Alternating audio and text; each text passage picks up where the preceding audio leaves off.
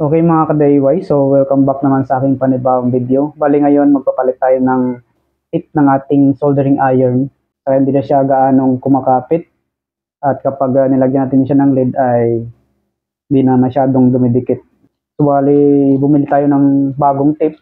Ito yung kanyang brand ay nasa screen mga ka-DIY. So ayan. So napakadali lang po yan. Itong ating Inco ay 40 watts. So nakalagay din po yun sa description kung halimbawa na ilang watts yung bibilin nyo, 100 watts, 60 watts or 40 watts. So nakalagay din po yun kung ilang yung size ng soldering tip na gamitin niyo mga ka-DIY. Yung brand ng ating soldering tip mga ka-DIY ay Haku. Ayan, so try natin itong gamitin kung maganda ba talaga. So itong size nito ay 4 mga ka-DIY. So bali ito yung size niya nakalagay rito. So, subukan muna natin ito kung magandang gamitin. So, kapag maganda, so i-recommend ko sa inyo mga ka-DIY yung brand ng soldering tip na ito.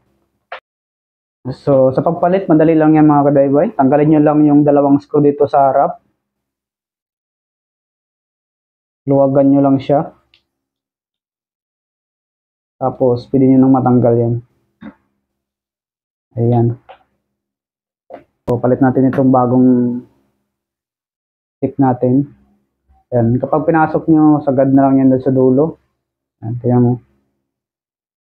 Ayan, so ganyan na siya. So ganyan lang kadali magpalit ng soldering tip mga ka-DIY.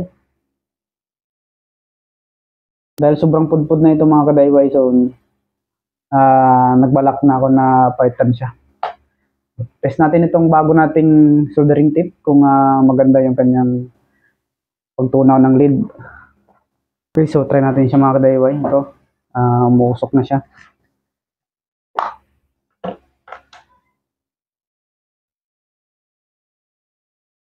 Malalaman natin yan kung maganda yung tunaw nito.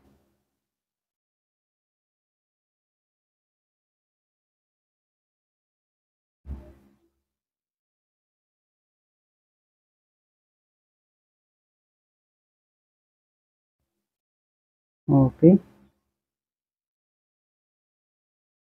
Ayan, so okay naman siya mga ka-DIY.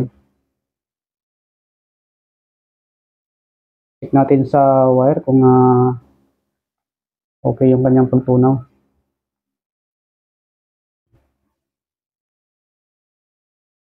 Ayan, so kumakapit naman siya. So maganda.